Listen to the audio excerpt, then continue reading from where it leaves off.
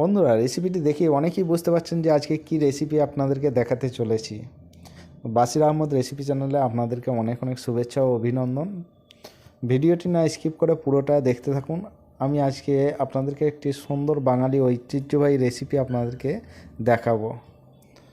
রেসিপিটি বানানোর জন্য আমি নতুন আলু ছোট সাইজের নিয়ে নিয়েছি, খুব ছোট নয়, সামান্য মিডিয়াম সাইজের আলুটা আমি নিয়ে নিয়েছি।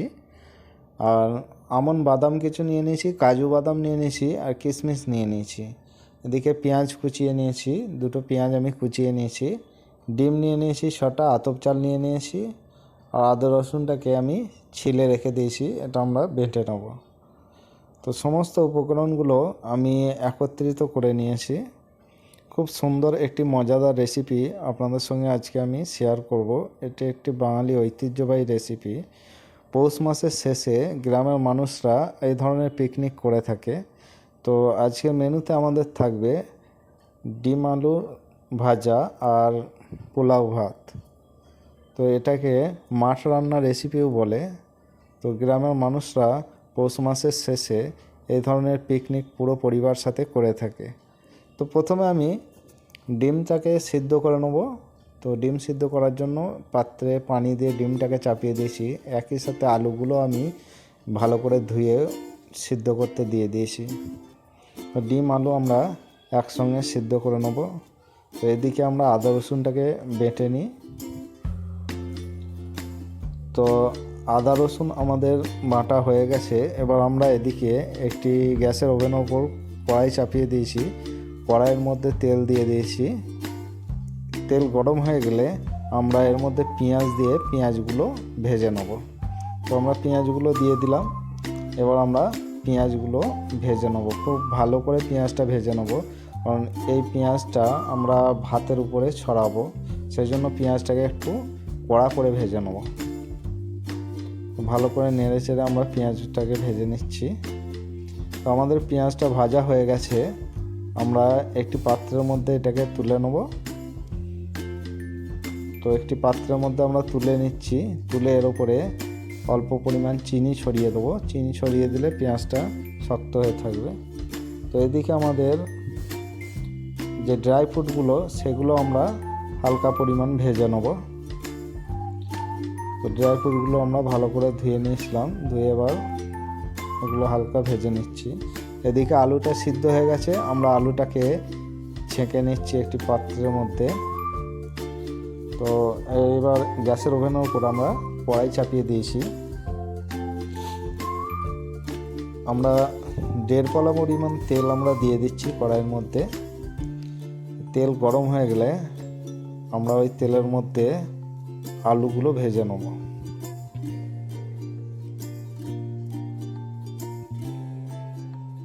তো তেল গরম হয়ে গেছে। এবার আমরা আলুগুলো ওই তেলের মধ্যে দিয়ে ভেজে নেব ভালো করে। এর মধ্যে স্বাদ অনুসারে আমরা নুনটা দিয়ে দিচ্ছি। নুনটা সবসময় স্বাদ অনুসারে দিতে হবে। আর দেবো সামান্য পরিমাণ হলুদ গুঁড়ো। সামান্য পরিমাণ হলুদ গুঁড়ো আমি দিয়ে দিলাম। এবার এই কাঠের খুন্তি দিয়ে এটাকে ভালো করে নেড়ে চেড়ে ভেজে নেবো আমরা আলুগুলো। তো একটা ঢাকা দিয়ে রেখে দিচ্ছি, মানে খুব তাড়াতাড়ি ভাজাও হয়ে যাবে। আর এদিকে গ্যাসের ওভেনের ওপর কড়াই চাপিয়ে আমরা তেল দিয়ে দিয়েছি। এতে আমরা মশলাটা বানিয়ে নেব। আর আলুগুলো যখন সিদ্ধ হচ্ছিল তখন আমরা একটা স্টিক দিয়ে, টুথপিক দিয়ে আমরা আলুগুলোকে ছিদ্র করে নিয়েছি। এপার ওপার করে ভালো করে ছিদ্রটা করে নিতে হবে, কারণ অনেক সময় কি হয়, নতুন আলু সিদ্ধ করা হয়, সিদ্ধ করার পর ওটা যখন ঠান্ডা হয়ে যায় তখন আলুটা ভিতরটা শক্ত হয়ে থাকে। সেই জন্য ছিদ্র করে নিলে আলুটার ভিতরটা নরমই হয়ে থাকবে, শক্ত হবে না, আর খুব সুন্দরভাবে আলুটা সিদ্ধ হয়ে থাকবে। তো আলুটাকে নেড়ে চেড়ে আবার চাপা দিয়ে রেখে দিলাম। এদিকে আমরা মশলা তৈরি করতে চালু করে দিয়েছি। পেঁয়াজ দিয়েছিলাম, তারপরে আমরা দিয়েছি তেজপাতা, লবঙ্গ, এলাচ। এবার 1 চামচ মতন জিরে বাটা, 1 চামচ মতন আদা রসুন বাটা, আর 1/2 চামচ মতন আমরা হলুদ গুঁড়ো দিয়ে দিলাম। আর খুন্তি দিয়ে একটু নেড়ে চেড়ে নেবো। ভালো করে মশলাটাকে আমরা তেলের মধ্যে একটু ভুনে নেব। তো এবার আমরা এর মধ্যে জিরে ধনে গুঁড়ো 1 চামচ মতন আমরা দিয়ে দেবো। এবার খুন্তি দিয়ে ভালো করে এটাকে একটু ভুনে নিতে হবে। তো এবার আমরা এর মধ্যে সামান্য পরিমাণ পানি অ্যাড করে দেবো, কারণ মশলা থেকে যখনই তেলটা ছাড়তে চালু করবে তখন পানিটা আমরা অ্যাড করে দিচ্ছি। তো এদিকে আমাদের আলুগুলো ভাজা হয়ে গেছে, খুব সুন্দরভাবে আলুগুলো ভাজাও হয়ে গেছে। এবার আমরা এই আলুগুলো মশলাতে ঢেলে দেবো। তো আমরা আলুগুলো যে মশলাটা বানিয়েছি এর মধ্যে ঢেলে দিচ্ছি। খুন্তি দিয়ে আলুগুলো আমরা তুলে নিচ্ছি। আমরা আপনাদেরকে বলেছিলাম যে গুজরাটে উত্তরায়ণের কিছু অংশ আপনাদেরকে দেখাবো। তো ভিডিও শেষে আপনাদেরকে এখানে যে পৌষ মাসের শেষে উত্তরায়ণ ফেস্টিভ্যাল হয় তার কিছু অংশ আপনাদেরকে দেখাবো। তো আমরা আলুগুলো ভালো করে মশলার সঙ্গে মিক্স করে নিলাম। এবার ওই তেলের মধ্যে আমরা সামান্য পরিমাণ হলুদ দিয়ে দিলাম আর সামান্য পরিমাণ লঙ্কা গুঁড়ো দিয়ে এবার ডিমগুলো আমরা ভেজে নেব। আর ডিমগুলো সিদ্ধ করে খোসা ছাড়িয়ে ওতে খোসা দিয়ে হালকা গায়ে চিড়ে নিয়েছিলাম। না চিড়ে নিলে ডিমগুলো ফাটতে থাকবে, সেই জন্য ভালো করে চিড়ে নিয়েছিলাম চারিদিক দিয়ে।